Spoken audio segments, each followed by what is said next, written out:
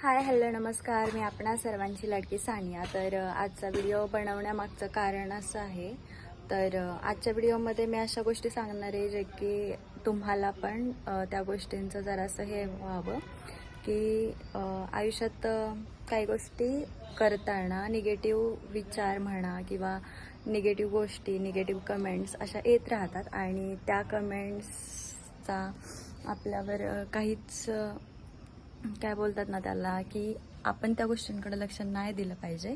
कारण प्रत्येकाच्या आयुष्यात काही ना काहीतरी गोष्टी होत राहतात आणि त्या गोष्टी म्हणजे एखाद्याने जर एखादा व्हिडिओ टाकलाय तर त्याला तुम्ही निगेटिव्ह कमेंट करून त्याचं मन निगेटिव्ह करू नका। कारण त्यातूनच तो व्यक्ती तुमच्या एका पॉझिटिव्ह कमेंटमुळं तो व्यक्ती खंबीरपणे उभा राहतो आणि स्वतःमधले कलागुणांना तुमच्यासमोर मांडतो।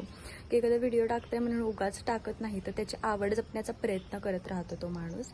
तर अशा व्हिडिओंना तुम्ही निगेटिव्ह कमेंट करून एखाद्याच्या भावनांना नका दुखू।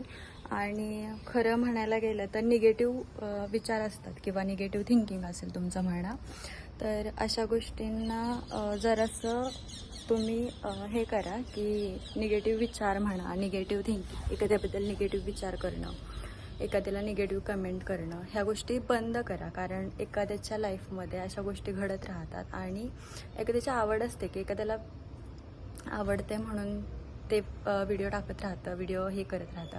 पण तुमच्या एका निगेटिव्ह कमेंटमुळं त्याच्या आयुष्यात काही फरक नाही पडत बरं का मित्रांनो। कारण कमेंट निगेटिव्ह असो किंवा पॉझिटिव्ह असो, जर माझ्यासारखी व्यक्ती असेल ना तर तिला नाहीच फरक पडणार। कारण मी माझ्या आयुष्यात खूप खुश आहे आणि छोट्या छोट्या गोष्टींमुळं मला त्रास करून घेत नाही आणि माझे स्वामी माझ्यासोबत आहेत। तुम्ही जसं सपोर्ट करता तसा शेवटपर्यंत करत राहा अशी माझी खूप सारी इच्छा आहे। तर पुढच्या व्हिडिओमध्ये